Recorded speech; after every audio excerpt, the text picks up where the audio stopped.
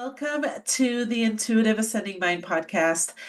Today, I want to share with you some previous shows that we've had on the success frequency because there's so much good knowledge that's on that show.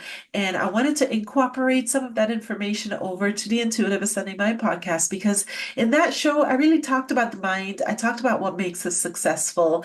And I had some phenomenal guests that shared some of their insights as to what made them successful. And these are all beneficial little nuggets that I know you will enjoy. So take a listen, enjoy. Peace and blessings, my friend. Welcome to the Success Frequency with host Aliyah Yasmin. Over the next hour, you're going to learn the impact in your life that results from your way of thinking. Aliyah and her guest will explore the best ways to achieve growth for you. Now, here's Aliyah. Hi, everybody. Welcome to the Success Frequency. I am your host, mentor, coach, Aliyah Yasmin Khan, and joining me today on the show is Wes Barefoot. Wes comes with an abundance of knowledge in franchising. He is an entrepreneur expert and has launched multiple franchises. Wes, welcome to the show. I'm so grateful to have you here. Leah, thank you for having me. I'm excited to be here. Yeah, my pleasure. My pleasure.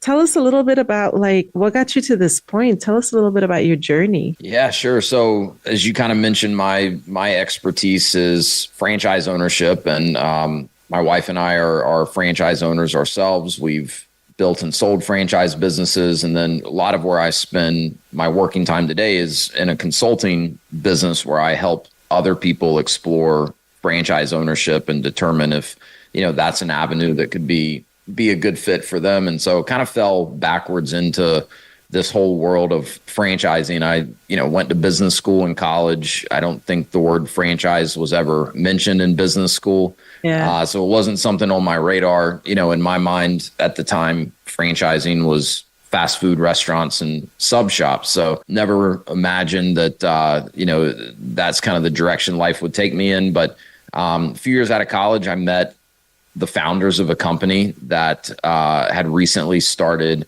franchising their business. And I'd been working for a big, kind of Fortune 500 type company for about 3 years out of college. And, just kind of quickly figured out that didn't really feel like what I wanted to do for the next, 20 to 30 years of my life. And so was starting to put some feelers out, met these guys that had started this business and now they're franchising it. And it wasn't a food business, which was kind of the first thing that caught my attention, but it just had, more of an entrepreneurial, startup kind of feel to it. And it seemed exciting. So went to work for them and, helped them grow that brand over the course of, 4.5 years or so. And that just opened doors. I went and worked for a couple of other national franchise companies.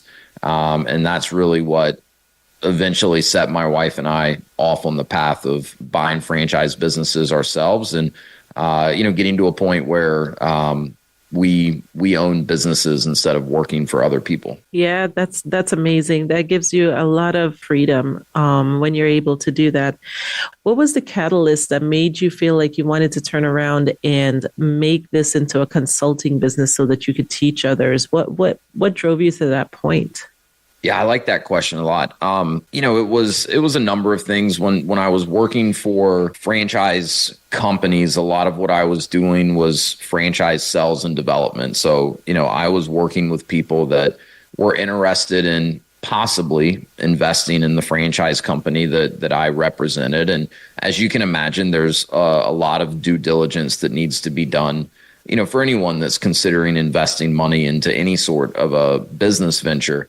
And so I kind of, worked with these people, took them through the due diligence process, made sure that, they could get all of the answers to their questions and all the information that they needed to make a good educated decision. But, it was fairly common that as I would get to know someone and, this process takes place over the course of, weeks, if not months, and you get to know these people a little bit and you start to build, a bit of a relationship with them. But it wasn't uncommon that, for one reason or another, the brand I represented was just not the right fit for the people that I was working with. And so that was kind of the end of the road in terms of my ability to help them. At some point in there, my wife and I bought our first franchise, which happened after my wife got laid off from her corporate job. So she was really the one kind of in the day-to-day of that franchise business, which meant I kept my corporate job selling franchises. Yeah. Over the course of 2 years, we were making enough business in our franchise, enough money in our franchise business to where, I could leave my W-2 job and, salary, commission, benefits, all of that. And it was having this tremendous impact on our life. We'd had our first kid at that point. So, the time freedom component of it became a lot more important to us than it was before kids. Absolutely. And so I just, this positive impact that business ownership had for us, and for us, it was business ownership through a franchise. I wanted to help other people just understand, how franchising works. I think a lot of people, they don't fully understand everything that franchising entails. They think it's fast food restaurants and that's about it. And, there's so many other types of franchise businesses out there. And I think most people are looking for ways that they can take more control of their time and their livelihood. And, business ownership can be a great way to do that. And a franchise can be a great way to get into business ownership. Yeah. Franchises really helps to, they already have the structure in place. So really, it's nice to kind of buy into something that's already structured versus buying something and you have to be the one that creates that structure. Yeah, absolutely. So tell me a little bit more about what other types of franchises, because someone listening to this, I know they're just thinking McDonald's and Burger King right now. Yeah. It's common. Let's share some other types of franchises that are out there that are possible for somebody to be a part of or invest in. Yeah, absolutely. It's super common that people just kind of think of food businesses. And just to kind of give some context, at any given time, there's usually around 4,000 different franchise opportunities across the U.S. And about half of those are food. So obviously there are a ton of different food franchise concepts, but outside of that, you've got several thousand other non-food franchise opportunities, and it's really all over the board. You've got everything from health, wellness, fitness, recovery type franchises. You've got franchises in, senior care, childhood education, childhood enrichment. A lot of franchises in different service categories where you're not even operating out of a storefront or a brick and mortar location. So you've got franchises in home services, home improvement. Those are actually the types of franchises that my wife and I own and have owned. Automotive, retail, B2B services. I mean, the list kind of goes on, but it's always a lot of fun for me as I'm working with people and they start to understand the full landscape of franchising. I'll talk to them every couple of weeks and they usually comment just how much they notice when they're out and about during their normal daily activities, how many of the businesses they drive past and how many of the businesses they actually are customers of are in fact franchises. That's amazing. You know what's interesting? It's like when you open up your awareness to something, all of a sudden you see it everywhere. Yeah. Which is what made me excited to have you on the show, because I haven't really opened up personally. When I chatted with you a little bit earlier, I was like, I haven't opened up my awareness to franchises. Yeah. And I think it's pretty awesome being able to look at a different way of earning money and then eventually having it be a source of potential passive income, something that requires very little time. So at the maximum, how much time do you think you dedicate to your franchises? Yeah, so it's going to vary depending on a number of things, the type of business that you own, and then really a lot of it depends on the individual owner and their skill set, right? I mean, in theory, any business can be started, at least in kind of a semi-passive or a semi-absentee manner, Yeah. because you hire a manager and you delegate the day-to-day management of that business to the manager. And a lot of franchises are structured that way, or at least market themselves that way. The reality of it, though, is that, at least in my experience, some businesses are much better suited to that semi-passive startup approach, whereas other franchises, realistically, the owner probably needs to be involved in a full-time capacity in the business for at least the first year and a half, so that they can, lay a good foundation, and then they start, building out a management team underneath them and delegating more and more of the daily operations so that they can kind of step back. So, one thing I'm always very, very clear, when I'm talking about franchising to people is it's not a passive investment. It's not, hey, I've got an extra $100,000 that I want to put to work. Let me put it in the stock market and see what type of return I can get on that, or let me go invest in some real estate. It's never going to be entirely passive. You can safely assume that the business owner's time input is going to be more in the beginning, as you're getting things set up, getting established. And so that's where I kind of come back to, you see people all the time that have really kind of built their franchise businesses into almost entirely passive income, but they've probably done that over the course of, several years.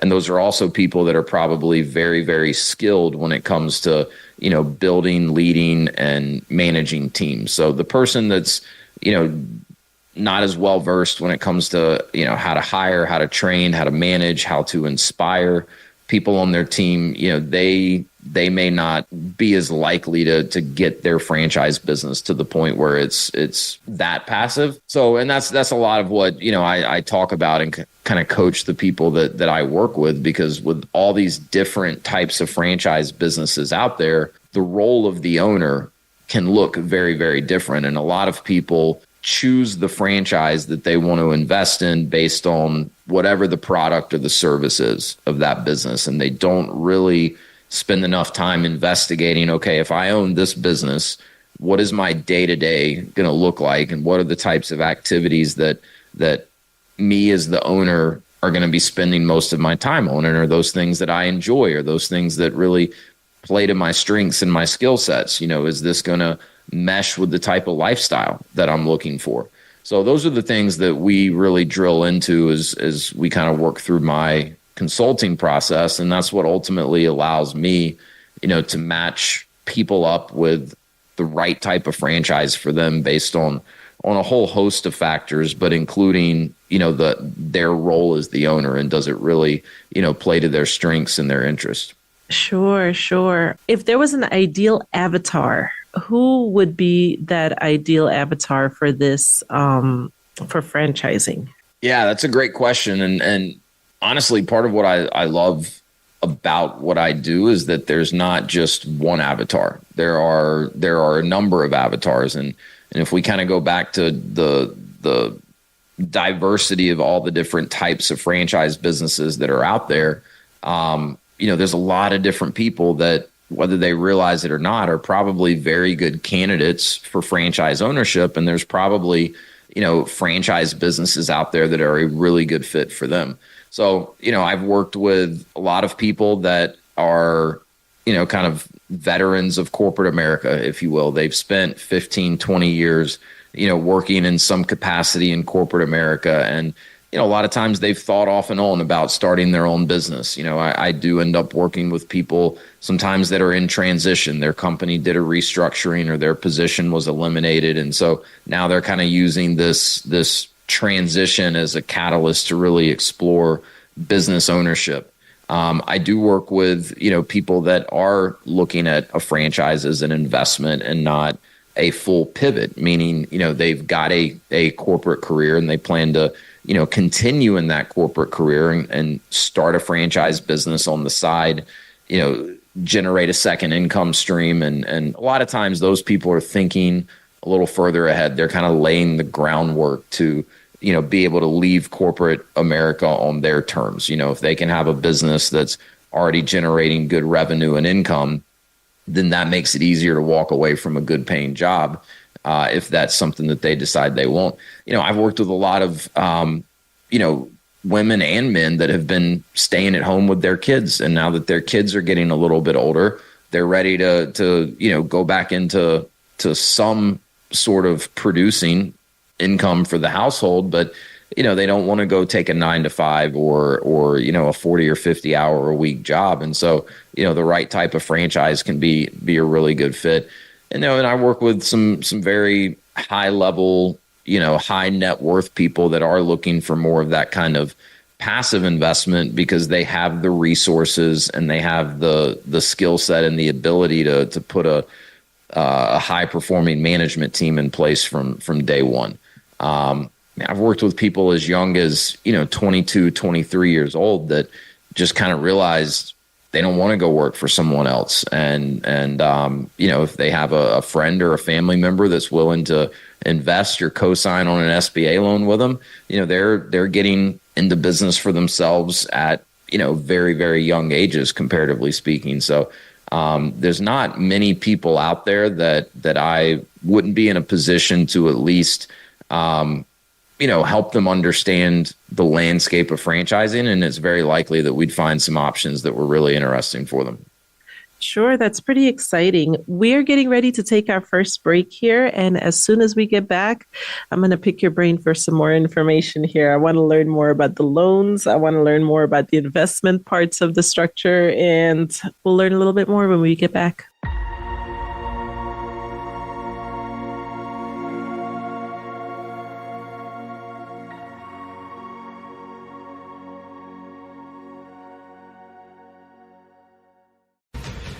Sublime Knowledge Mindset Coaching offers guaranteed results. 100% of clients reported seeing positive changes in their mindset after just one session. Clients learn to release negative thoughts, feelings, and emotions, improving their overall well-being. Create the life you've always envisioned for yourself. Shift your mindset after one session, or your money back, guaranteed.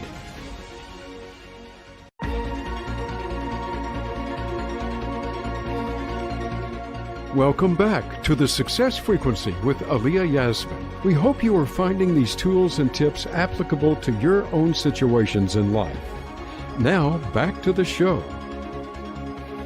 Welcome back to the Success Frequency. I'm here chatting with Wes Barefoot, and we are chatting about franchises. And Wes shared a ton of knowledge on who's the best candidate for this. Now I want to learn a little bit more about how do you obtain money? How do you get loans? What type of loans work ideal? Share with us what your insights have been.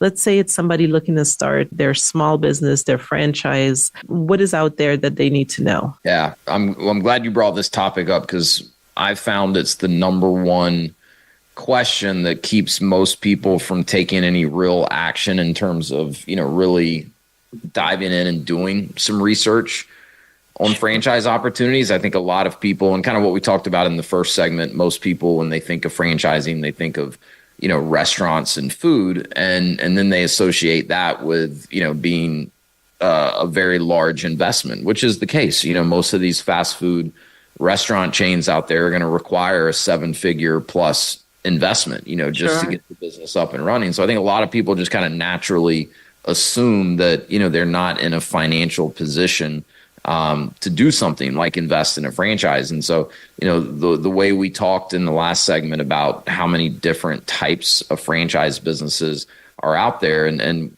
when we talk about types, we're not just talking about different industries. There's so many different business models within franchising. And so there are absolutely franchises that require far, far less initial capital than something like a traditional restaurant concept would. So, for those listening, just to give kind of some numbers as ballpark ranges, I mean, the lowest cost franchises are going to require somewhere between, $80,000 to $150,000 of initial starting capital, which is going to also include working capital to start covering the operating expenses of the business once you open. And then it kind of runs the gambit. I mean, there's everything in between that and, multiple seven figures. I mean, think about hotels, convenience stores, trampoline parks, things like that, which, a lot of those are franchises. Those can be eight-figure investments in some cases. So it's all over the board. But to your question about funding, and as I mentioned earlier, I've worked with some very high net worth individuals over the years. And, even those folks that could have self-funded, the entire investment for a franchise typically choose to use as much of someone else's money as they can. So when it comes to lending or loan options for franchises, the most common option that you'll see utilized is an SBA loan. And the SBA is just the Small Business Administration. And the Small Business Administration is not the one actually lending the money. They work through banks. Banks prefer, if it's any sort of a business loan, banks prefer to use an SBA loan versus any other type of a loan. And the reason for that is the SBA has certain guarantees in place for these banks. In most cases, the SBA will guarantee up to about 75% of the total loan amount to the bank if the borrower were to default for some reason. And so banks see that as a more secure option. And then on top of that, banks tend to really, really like franchises to lend for, as opposed to someone that just has an idea for a startup, because a franchise is going to have a track record. The franchising in the U.S. is regulated by the Federal Trade Commission. So there's documentation that every single franchise company has to update, publish, and file with the FTC every single year. And the banks can look at all this documentation and see a track record. And so especially if they're seeing a track record of success, that loan for that franchise, especially when backed by the SBA, is about one of the most, safe loans that a bank could do. So you see a lot of people using SBA loans, and that can be a really good option. A good rule of thumb is, on an SBA loan, the borrower needs to be able to inject about 20% of the loan or of the total project amount in their own cash. All right. Okay. So it's a $200,000 total initial investment. The borrower looking to buy the franchise would need to come up with roughly $40,000 of their own funds, and then the bank through the loan would come up with the rest. There's other funding mechanisms out there that are very common. Some people are a little less excited about taking on debt, and they'd rather figure out ways to leverage assets that they already have accumulated. And so a very common one is tapping into retirement funds through what's called a rollover for business startups. And you'll see this as an acronym a lot of times, ROBS, ROBS, again, rollover for business startups. And this is a program or a mechanism where if someone has retirement funds put away, they can roll over a portion of those retirement funds into a business account for the purpose of starting a new business. And when they do that, they don't incur any of the tax penalties that one usually would if they were trying to access retirement funds early. And so the people that leverage that, the way they really look at it is, hey, I've got this money invested here, in this retirement account. I don't really have access to it until I get to a certain age. I just want to reallocate some of those invested dollars into another investment. Really, they're investing in themselves, but on paper, it's legitimately, an investment into a C corporation that they're starting for their own business. And you'll see people do a combination, right? You'll see people roll over enough retirement funds through one of these ROBs to cover the cash injection on an SBA loan. So they don't have to use, their cash on hand or money that they've put away in savings. I think I mentioned earlier, younger people. I've worked with a lot of, great younger people that just, they hadn't been working long enough to really accumulate a whole lot in terms of net worth or liquid assets. But they had a family member or a friend or a mentor that was willing to, invest in them and give them sweat equity if they can go out and build the business and make it profitable. So those are some of the more common options. I see people use home equity as a way to get some of the funding that they need. Non-retirement investment portfolios. I've seen people, you can pretty easily get a line of credit against your non-retirement investments. So I've seen people do that. And then partnerships. I work pretty regularly with, 2 or more people that are looking to partner together and, kind of combine resources and combine forces and go into business together. Sure.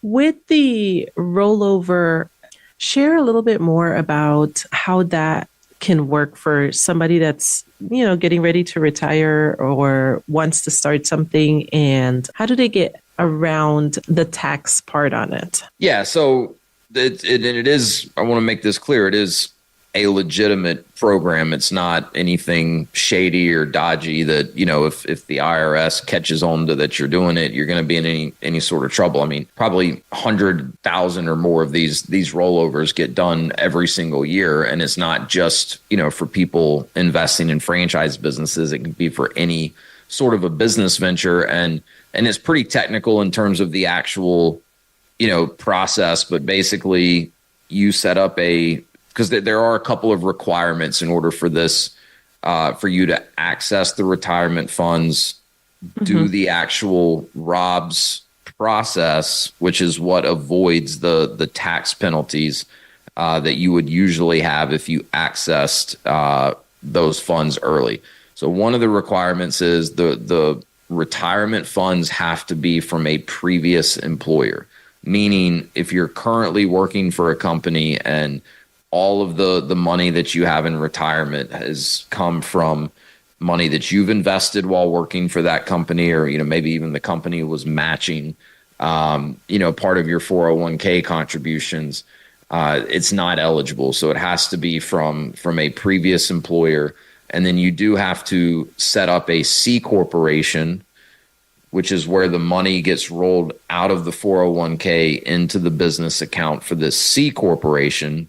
Okay. And so that's where the tax strategy comes in, because there are, similar to a 401k, there are tax benefits to a C corporation that have to do with deferring taxes. And so a CPA could probably explain the mechanisms of it a lot better without putting your audience to sleep. But what I can tell you is it's a great option for some people. It's a lot of this is very personal decisions for people, right? Like some people, would turn over, in their grave if they thought about touching retirement funds, right? They've just of that mindset, like that money's there for when I'm actually retired. Other people can't stand the thought of taking on debt.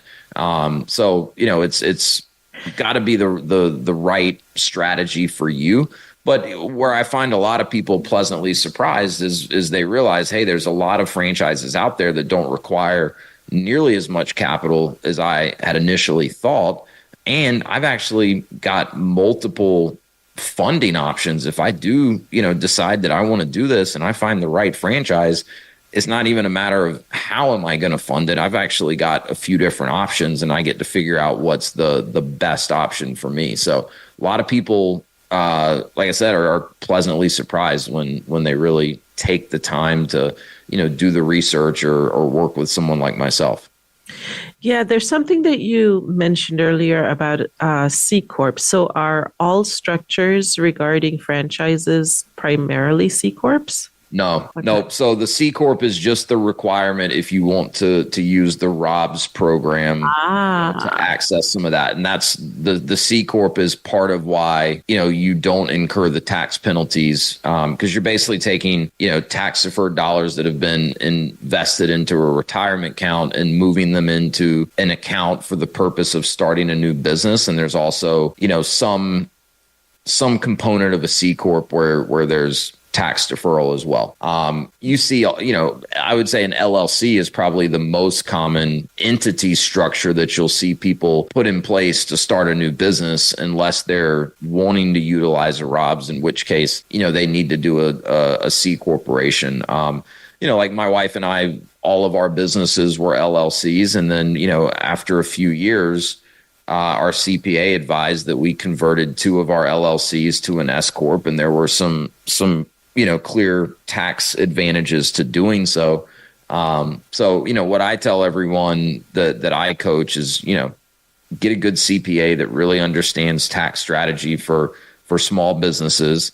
I have a couple of, great CPAs, including, the CPA that we use ourselves that I can refer people to. But, if you're a business owner, if you're looking to get into business for yourself, so much of the value comes from legitimate tax advantages that small business owners have. But I see a lot of people leaving a lot of that on the table because they just don't have a good CPA, and they're not getting good tax advice, and they're doing their taxes in a reactionary way instead of practicing tax strategy where you're being proactive and you're looking ahead and you're actually strategically using the tax system to your advantage.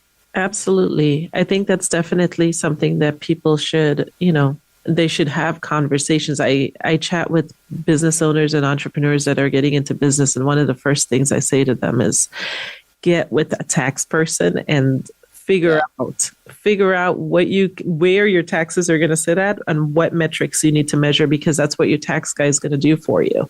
Yeah. So tell you what your metrics are that you need to measure. And then that way you are able to maximize when the year, or even as the year is starting to wind down, you get an opportunity to say, okay, where are we at? What are my tax implications?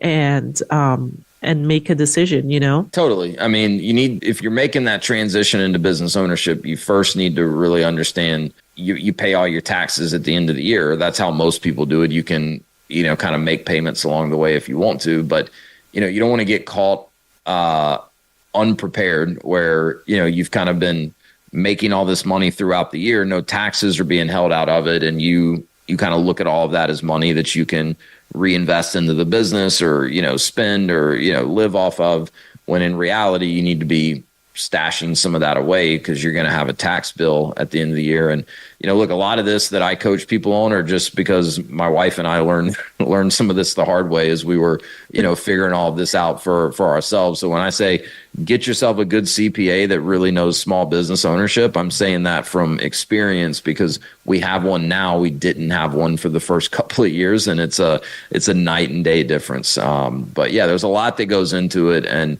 like, I don't want to spend my time trying to learn the tax code and the tax strategy. I don't want to spend my time. Can't even wrap your brain around some of that stuff. Yeah, I mean, I want to know enough to be dangerous so that I'm not like ignorant to it all. But, my time can be much better spent on other things than that. And I can, have someone that's far more of an expert than I could ever hope to be, kind of be my person that handles all of that. So don't be afraid to delegate things like that if you're a business owner. Absolutely. All right, we're getting ready for our next break. And as soon as we get back, I'm going to ask some more questions. I'm so curious about this area.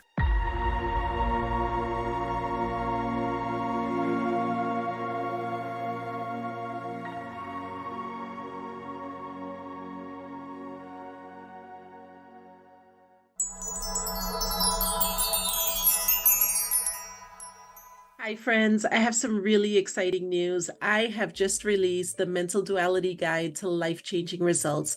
And this simple guide has transformed so many people's lives because what it helps to do is it helps to open up your awareness to the areas that you may be feeling unsupported, insecure, fearful, trauma that you may have had from the past that you just need to shed some light on and bring your awareness to. And the guide bridges the gap from a negative space over to a more neutral or a high vibrational frequency. So when we see that it's unsupported that we're feeling, we know dualistically that it is support. We need to feel supported in this life. Or if we're feeling insecure, we know that it's security we need to work on feeling, or maybe confidence that we need to work on feeling. And this guide allows you to open up how you actually feel. It allows you to kind of sift through some of the negative thoughts, feelings, and emotions that you might be experiencing and have a a way, a bridge to move them from a negative space into a positive space. I've had so many clients just see amazing results. And me, myself, I have gone to this guide in order to identify thought patterns that I was experiencing and analyze those thought patterns if they were positive or negative. Sometimes we get a thought just like seeps into our mind and we can't really put it into a category. But when we sit with a program like this, we understand what our underlying feelings might be, and bridging the gap from the negative over to something that's going to be more neutral or more positive is the secret to our personal growth and development. And this guide is going to guide you through that. Hopefully one day you join us for the Intuitive Ascending Mind program, but this guide is free for you to work on. It's personal to you. And what it'll do is that it'll open up your awareness. And once you go through that transition of opening up your awareness, you understand the areas that you need to work on. And it also will give you some wonderful affirmations to help build you foundationally from the ground up into a more positive, more happier, more healthier version of yourself, and more wealthier, of course. Peace and blessings, my friends.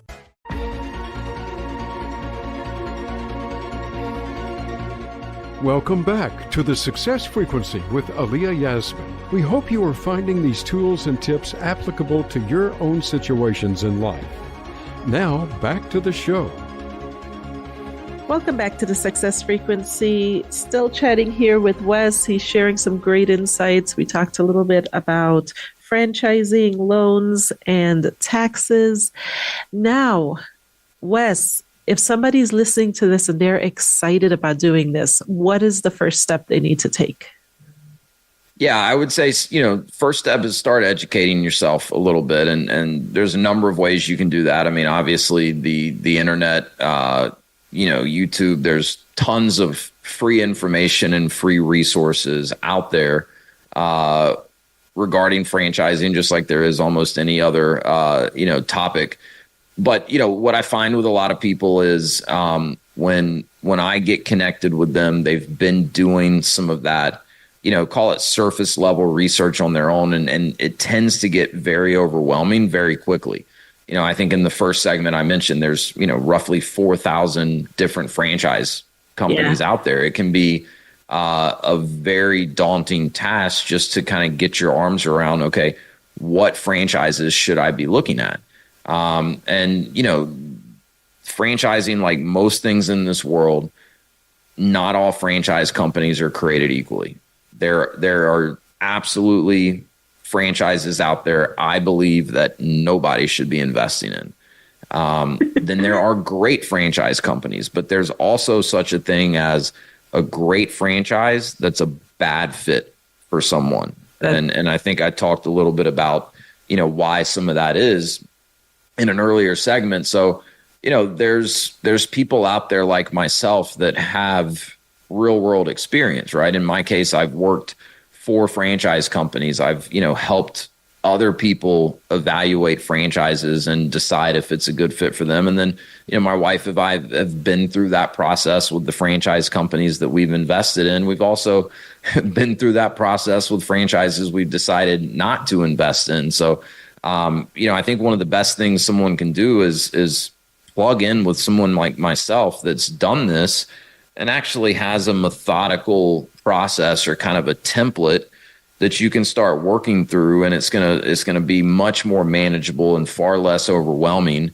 My process is all about education. Hey, let's learn enough to figure out is this franchise ownership thing something that you want to continue to invest some time in? And look, I work with plenty of people that I'm able to help them learn enough, and they realize owning a franchise is probably not right for them, or the timing's not right. I mean, business ownership is not for everyone, and that's perfectly fine. Other people I work with, the more they learn, the more they kind of realize that, yeah, this could be a great direction for them. And so then we start working towards, okay, what types of franchises would be the right franchises for you? So start with there. My services are very similar to that of a real estate agent or an executive recruiter, meaning the people I work with and coach don't pay me a dime. and there's no obligation. We don't sign paperwork where, they promise me they're going to buy a franchise or any of that. But I do get paid by the franchise companies that I work with, kind of a success fee. I get paid if and when I introduce them to someone that ends up becoming a franchisee with them. So it's very similar to how an executive recruiter or a headhunter, how they have their business model structured. And so, look, it takes a time investment to work through my process and do it the right way. But you're really just educating yourself. And so that's a really good starting point. Look, there's a lot of franchise consultants out there, and I would never sit here and speak poorly of any of them. I would just say, if you're considering working with a franchise consultant, it probably makes the most sense to work with someone that has actually owned and had success, in a franchise business themselves. So that's one tip that I would give anyone out there. And of course, I'm more than happy to speak with anyone that is curious about franchising, has some basic questions, even if it's just very, very exploratory. I've got time for anyone that is just curious and wants to learn more. Nice. Let me ask you this. You know how when you start something new, you almost always are going to fail to a certain degree. What is the most reoccurring failure that you see amongst people as they're starting out in this process? That's a great question. So as they're starting out in the process or even as they're, they got their starting out in their business, running, maybe scaling it, Okay. like where do you see those common pitfalls? That's a great question. I'll give you one on each side of that, right? So a common, I guess, kind of, we'll call it an ambush, right? It's not even necessarily a mistake, but a common ambush or pothole I see people get into just when we're going through kind of the exploratory and the research phase is jumping to conclusions or preconceived notions. I talk a lot to people about, the importance of keeping an open mind in terms of the different types of franchise businesses that they may be open to and willing to consider. And so, we all as humans have, natural tendencies, preconceived notions about things. And so, I see a lot of times where, I may recommend a particular business to someone, and for whatever reason, they just have all these preconceived notions and they kind of rule it out without really taking the time to learn more. And if they would have, they probably would have realized that some of those preconceived notions were not entirely accurate. For people that are getting into business for themselves, beginning that process of building their business, you mentioned scaling. And I would say this is the hardest part for most business owners. And, look, if you stop and think about it, the name of my company is Path to Freedom. Most people, if they're exploring the idea of business ownership, there's a financial component for sure, right? Most people, part of the motivation to get into business for themselves is they want to be able to earn more than they've been earning. At the very least, they want to maintain, kind of their income level and their lifestyle. But what I find with all the people that I talk to, the time freedom is just as, if not more important to most people than the financial aspect of it. Uh-huh. And what ends up happening sometimes, unfortunately, if people don't structure and build their business the right way, even if they're making fantastic money, making far more money than they were before, as an employee or whatever the case was, they don't get that time freedom. Mm-hmm. And that can be a recipe for burnout. I know people that own their own business and they work, twice as many hours and are twice as stressed out now as they were, when they were working for someone else. Yeah. And even if you're making more money, you're not enjoying it and you don't have time to, reap any of the rewards of all that hard work. And so, you've got to first, you got to get really clear on your goals and like, what do you actually want to get out of business ownership, and what does success look like 2, 3, 5, 10 years down the road? And once you have that goal, you need to, keep your eye on it, especially in the early stages, the first couple years of building the business. My wife is more of the operator in our businesses, and she does a fantastic job. And, the franchise that we've owned for almost 7 years now, it's very lucrative for us. It's very lifestyle friendly. We have 3 young kids. And And it's that way because she's built a great team, and so that business runs for us, whether we're working today or not, or whether we're, out of town or out of the country on vacation or not. Don't get me wrong. It's not entirely passive. It still requires oversight. But, at this point, 7 years in, she's got layers in place, and, she's removed a little bit from the day-to-day nuts and bolts of the business. And that's where you're going to start to really benefit from the lifestyle component that most people are looking for. But it's hard. The hardest part of any business, finding and keeping good people. I don't care what the business is. Absolutely. It's always the hardest part. And it's hard to attest to that. Yeah, right. My wife and I joke all the time. We're like, man, if it weren't for customers and employees, this business ownership thing would be pretty easy.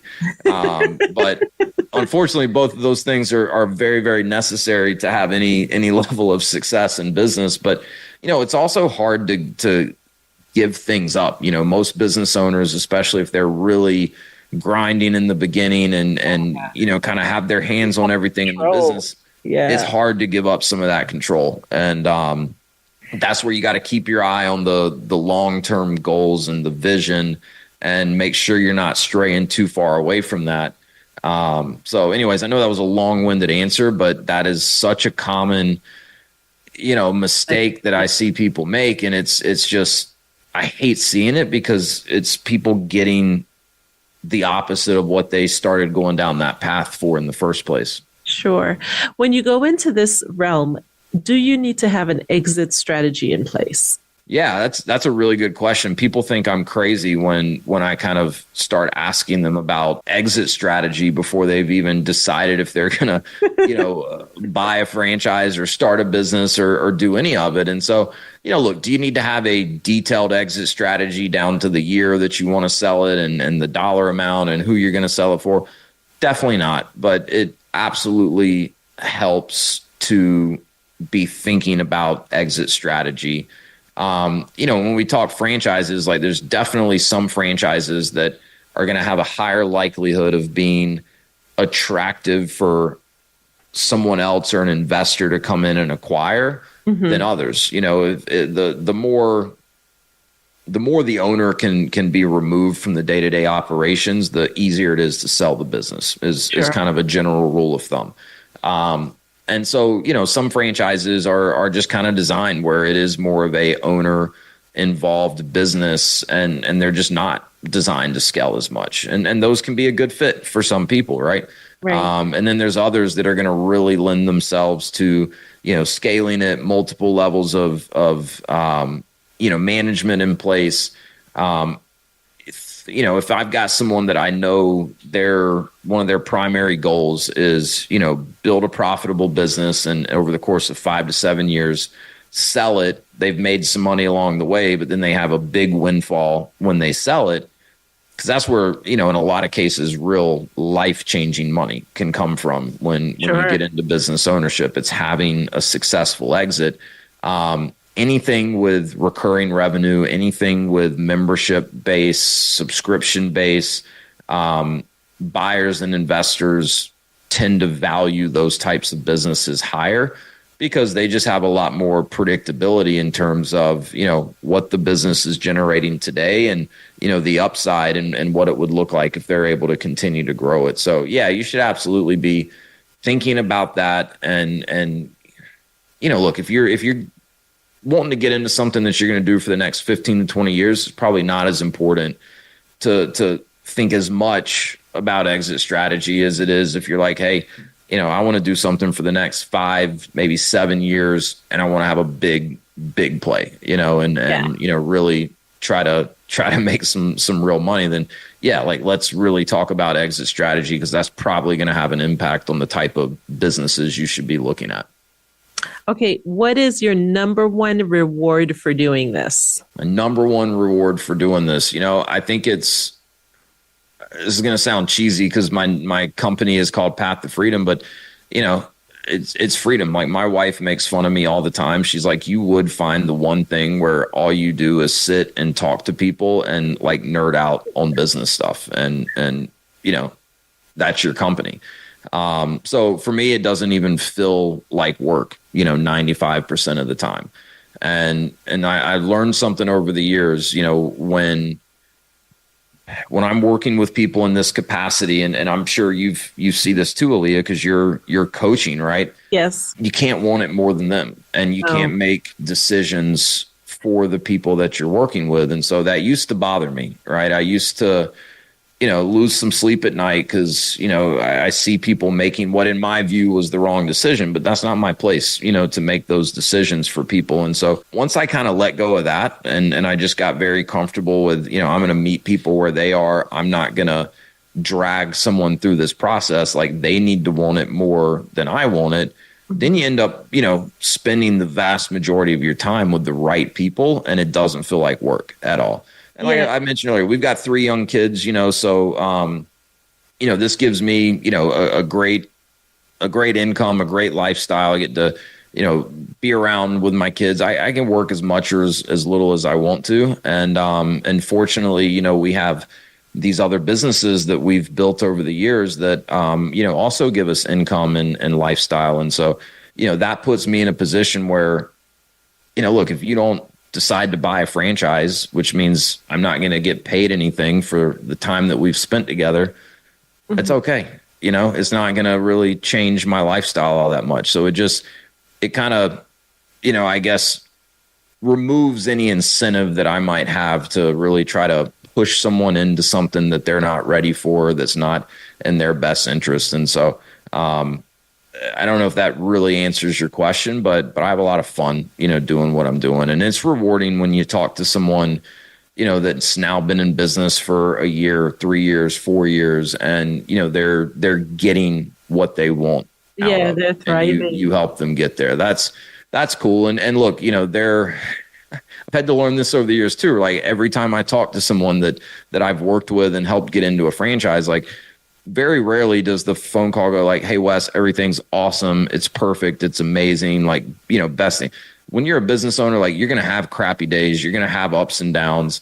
And so, usually it's like, yeah, I'm doing pretty well. Things are going good. And then, usually I'm kind of asking about some numbers and things like that. And I hear the numbers. I'm like, you're doing more than pretty good. But like, I understand, it's, when you own a business, it's never perfect. There's always more work to be done. And you tend to focus more on the things that you need to get better at. Sure. I want to thank you so much for being on the show today. I think you shared an abundance of knowledge. Path to Freedom is Wes's company. Do check that out. And any final thoughts, Wes? No, thank you for having me. I had a lot of fun, and hopefully this piqued some people's curiosity when it comes to franchising. And I don't know if my contact information will be anywhere, but if it is, feel free to reach out if you want to have a discussion and learn more. I'd love to hear from you. Sure, we'll have your stuff linked. Thank you so much.